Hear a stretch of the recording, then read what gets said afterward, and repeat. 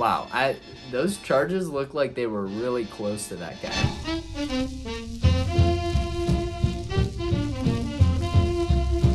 Alright guys, welcome back. Today we're looking at another World War II reenactment video. The last video I looked at, I had actually seen a few times before, so I knew what to expect, but this one I've never seen before. It's from an event that I'm not familiar with, so I'll be seeing it fresh just like a lot of you. Unlike the last video I looked at, this one isn't filmed in the first person. It looks like it's recorded mostly by either people in the crowd or by event photographers, something like that. And it's edited together pretty well, so we'll be kind of jumping around through different scenes, and I'll try to catch what I can and pause it to explain some stuff. Alright, with that being said, let's get right into it. This video is from Bristol in 2016, it says. Again, I'm not familiar with that event, but let's find out what it's all about.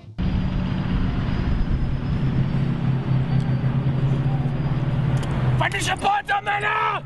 Fertig, Deckung!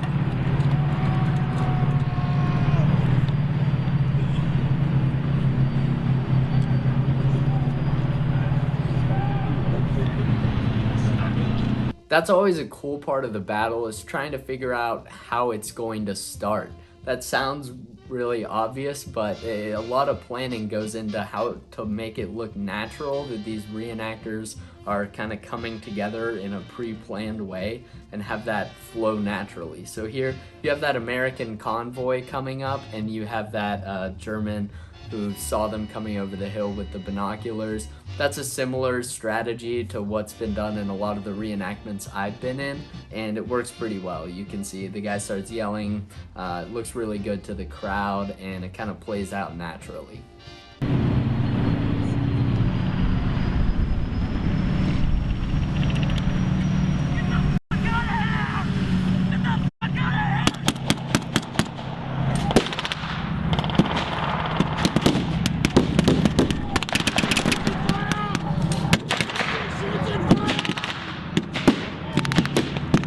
So that's kind of interesting that they chose to have the Americans notice the Germans and start shooting at them. I would have thought that since the Germans were all dug in and had all their weapons and the Americans were in a convoy, that they would have had the Germans kind of ambush the Americans, maybe set up some fake explosives like their landmines, and then start shooting at the convoy and have them try to get out under fire. Instead, it was kind of the opposite. I mean, I like what they did here. It still plays pretty well, but if it were up to me, I probably would have had it be more of an ambush scenario.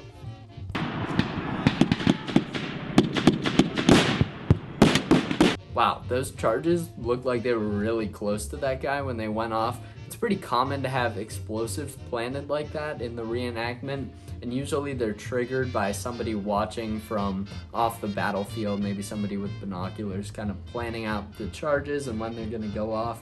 But a lot of times they try to do it when people aren't nearby. I know there's been some injuries from that in the past, so maybe it wasn't as close as it looked in the video, but at least there it looked like that guy was right up next to those explosives.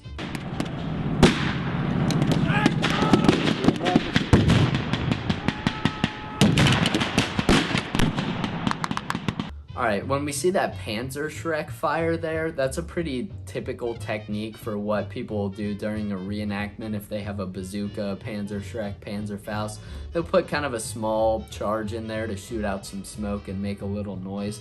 But I will say that it's a bit anticlimactic when you have all these people firing really loud guns and there's explosions and somebody comes up with this huge rocket launcher and then it's just kind of a puff of smoke. It's a little bit of a letdown sometimes, but it's kind of the only option that they have for reenactments.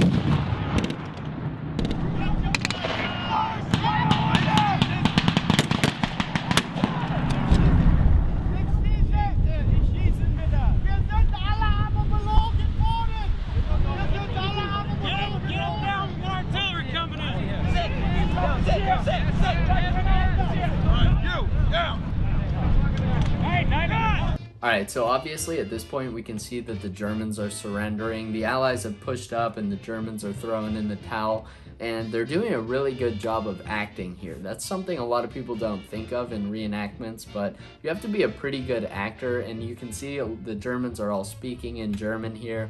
They're acting very appropriately to how somebody might act in that situation.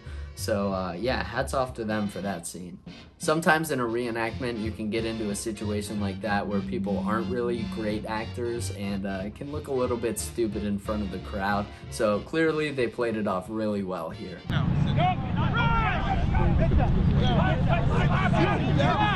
Even there you could see that one American GI kind of start laughing, clearly breaking character. I mean, that kind of stuff happens. It's not a huge deal, but you know, you're doing it live in front of an audience. That kind of stuff happens, but you're trying to keep your composure and do everything the way GIs would have done it in World War II.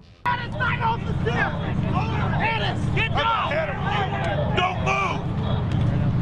Don't move! Nicht better! Get your hands off of that American! You can see them doing some hand-to-hand fighting there. I talked about this in my last video, but hand-to-hand fighting can be really hard to play off in a reenactment situation. In movies, they choreograph that and everything. Here, you're just kind of wrestling around with someone you've probably never met before or met briefly at the reenactment. So it can be kind of awkward. You can see there he grabs a guy, and that looked pretty good. His friend wrestled him off. And then also you can see the guy grabbed his pistol there. But he was too close to actually fire a blank at him. It would have been dangerous for him to shoot his gun at that distance, so he kind of had to keep pushing him off, and thankfully somebody grabbed him and pulled him back to make it look more realistic. But in those close scenarios like that, things can get a little bit weird, and sometimes things don't play as well to the crowd as you would like them to.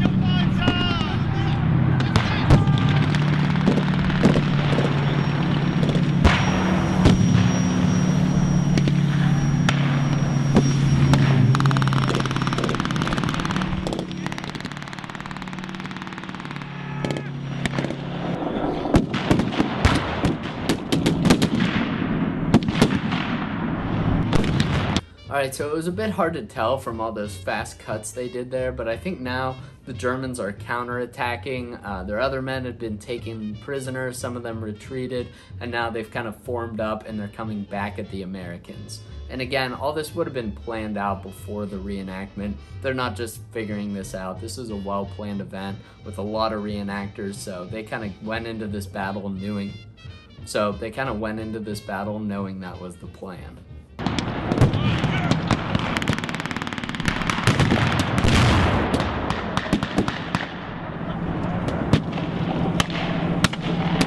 Wow, you can see that was a really big explosion there, and it looked like it had gasoline or something else that was burning during the explosion. Usually in reenactments, they'll get a pyrotechnic company to plant charges and things like that. I've never actually seen an explosion with fire in it like that, so that's pretty cool that they had that at that event. I don't know if that's from a company they hired or somebody supplied that charge, but that looks pretty awesome.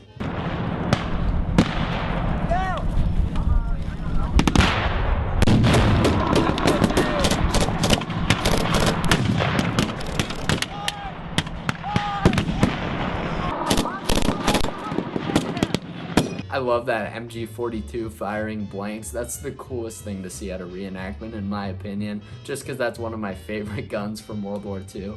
I don't have anything to add about it. I just wanted to point out how cool that is. All right, Corey, move forward!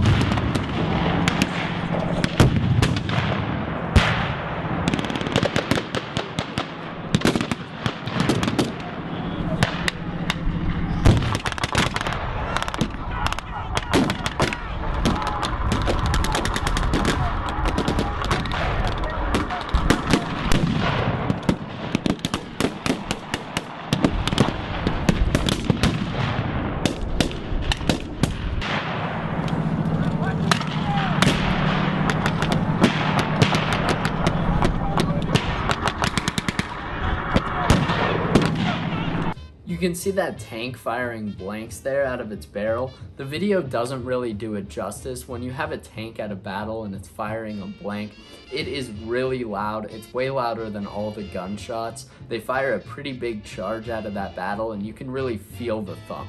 So that's one of the awesome things about having tanks and artillery there. That kind of adds a new level of firepower to the battle, and everyone can tell when that tank's firing. It's such a big loud thud, you can feel it in your chest, and everyone kind of looks at that tank while it's going off. It's really cool to have that in a battle.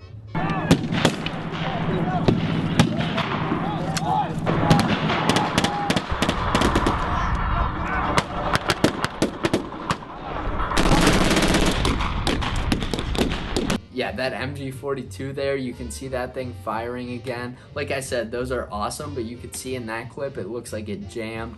Those old guns are super finicky, especially because they were never meant to fire blanks through them. It can be really tough in a reenactment when you bring an expensive gun and all this ammo and you end up just dealing with jams the whole time. So usually you try to figure that out as good as you can beforehand, but there's always something that goes wrong during the battle and you just have to roll with it. Hey, you got him in the one!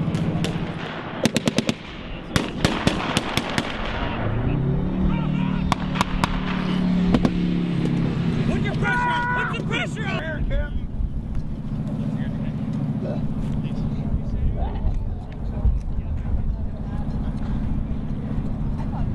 Take care of him, Doc! Alright, so it looks like the battle's finally over at this point. The Germans have surrendered for the final time, and the Allies are just kind of going through, taking their weapons, maybe starting to ask them some questions, move them around, things like that that you would do with POWs in World War II. Alright, so after looking at that video, that's a pretty cool event. Like I said, I wasn't really familiar with that. I've never been there, but that's an event I'll definitely keep on my radar to maybe attend in the future. That's all I have for this video, guys. Make sure you subscribe to World War Wisdom. If you want to watch that full video of the reenactment, I'll link to it in the description, and I'll see you guys in the next one.